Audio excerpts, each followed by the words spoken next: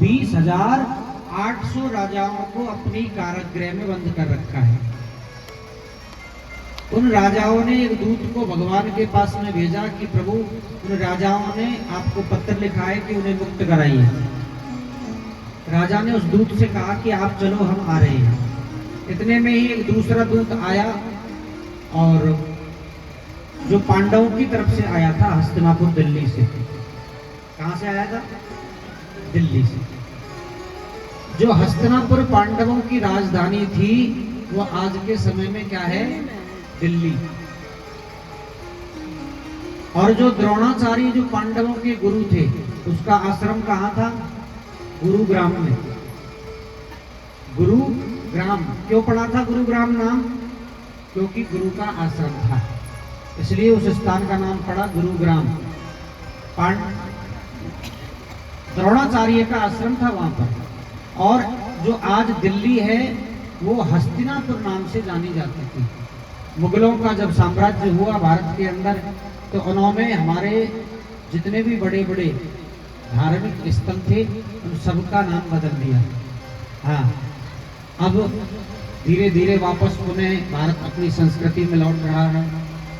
एक दो राजा ऐसे हुए हैं, एक मध्य प्रदेश, एक उत्तर प्रदेश यूपी के हैं योगी जी, और एक है मोदी जी। नाम बदलने में धड़ाधड़ लगे हुए। प्रेम से बोलिए राधे राधे। हमारा प्रयागराज है त्रिवेणी संगम, जिसका नाम रख दिया इलाहाबाद। योगी जी ने पुनः प्रयागराज कर दिया, क्योंकि वेदों में कथा आती है कि जितने भी धाम हैं, उन सबके राजा है प्रयागराज। हाँ, जितने भी छोटे बड़े धाम हैं, वो सब प्रयागराज को कर चुकाते हैं। जैसे छोटे राजा बड़े राजा को कर देता है ना, वैसे छोटे छोटे जितने भी धाम हैं, सब जाकर के प्रयागराज को कर चुकाते थे, एक वृंदावन को छोड़ करके। वृंदावन ने कभी भी प्रयागराज को कर नहीं दिया। तो प्रयागराज का नाम बदल करके इलाहाबाद किया, और योगी जी ने पुनः उसको प्रयागराज बना दिया। जैसे हमारी राम जी की राजधानी है अयोध्या, तो उसका नाम क्या कर दिया? सादाबाद। सादाबाद नाम कर दिया था मुगलों में, लेकिन योगी जी ने नाम बदल करके पुनः अयोध्या कर दिया। प्रेम से बोलिए राधे राधे। जैसे काशी का नाम क्या बना दिया? बनारस। बनारस थोड़ी है वेदों में, काशी। काशी विश्वनाथ, काशी था नाम तो। तो पुनः भारत अपनी संस्कृति में लौट रहा है। हाँ, पुनः धीरे धीरे धर्म की स्थापना, लोगों के प्रति धर्म के प्रति लोगों की आस्था बढ़ रही है। प्रेम से बोलिए राधे राधे। तो महाराज, पांडवों की राजधानी हस्तिनापुर से एक दूत आता है और भगवान से कहता है कि प्रभु, पांडवों ने आपको याद किया है। क्यों याद किया है? क्योंकि पांडव लोग राजा बन गए, इसलिए वो राजसूय यज्ञ करना चाहते हैं। भगवान ने कहा कि चलो हम आ रहे हैं। तो भगवान एक तीर से दो निशान करने चल दिए। एक तीर से दो शिकार करने। कैसे? अब आप समझिए।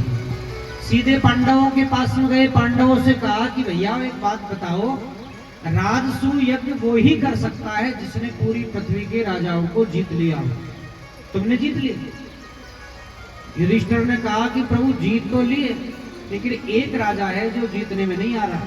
कौन है? बोले जरासंध। भगवान ने कहा जब जरासंध ही नहीं जीता, तो फिर आप अश्वयुग कैसे कर सकते हो? बोले पहले चलो उसको जीतने के लिए।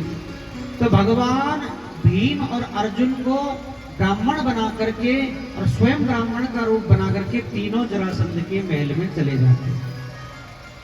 अब जो जरासंध है ना जी, वो ब्राह्मणों के प्रति बड़ा आदर रखता है, दान करता है। क्यों?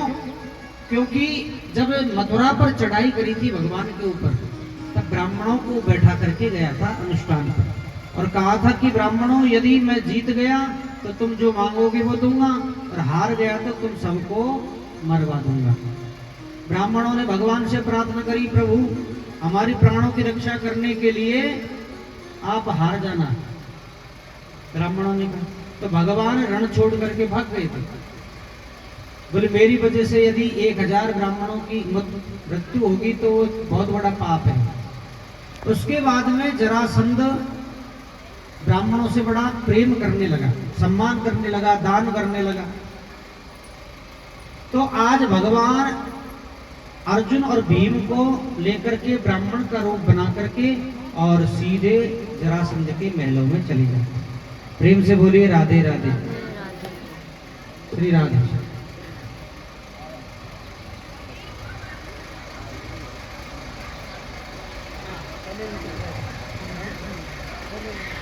प्रेम से बोलिए राधे राधे।